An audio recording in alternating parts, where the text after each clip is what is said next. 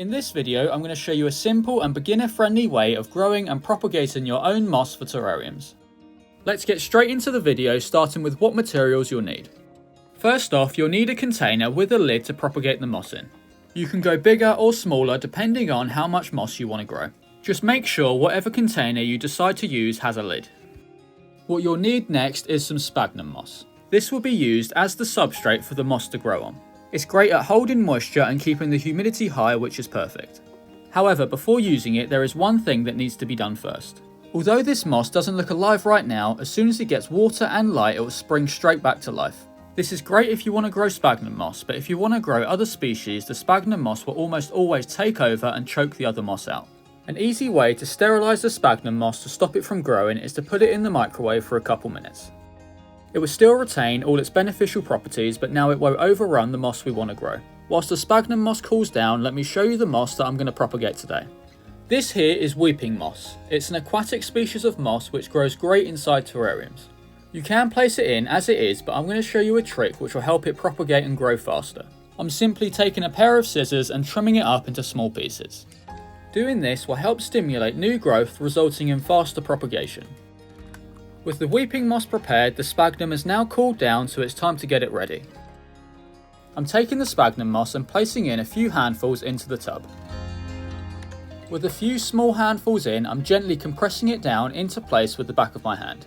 For this size tub, half an inch of sphagnum will be more than enough. If you're using a bigger tub, make the layer slightly deeper. Now it's time to start placing the weeping moss inside. You really can't go too wrong here, but as a good rule of thumb, try and spread the moss out as much as you can. This will once again help it fill up the tub and propagate faster.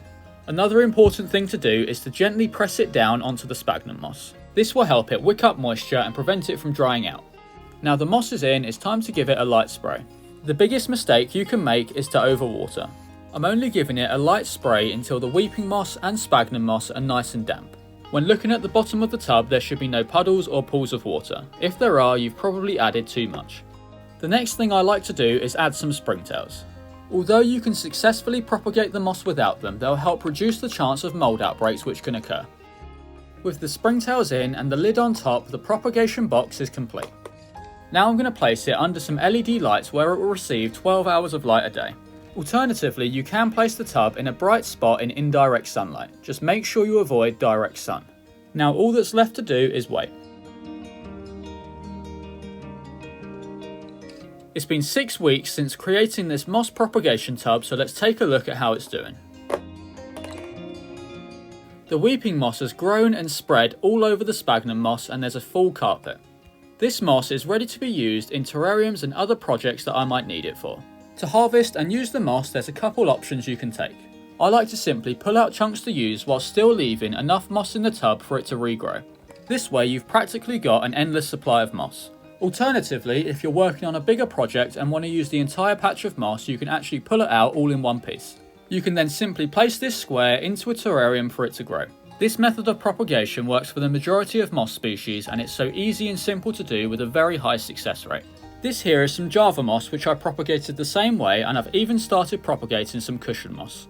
This moss has been growing slightly slower than the others, but it's good to see that the method still works. Thanks for watching this video, and I hope you found it useful. Now you know how to propagate moss, watch this video to learn how to make a terrarium from scratch.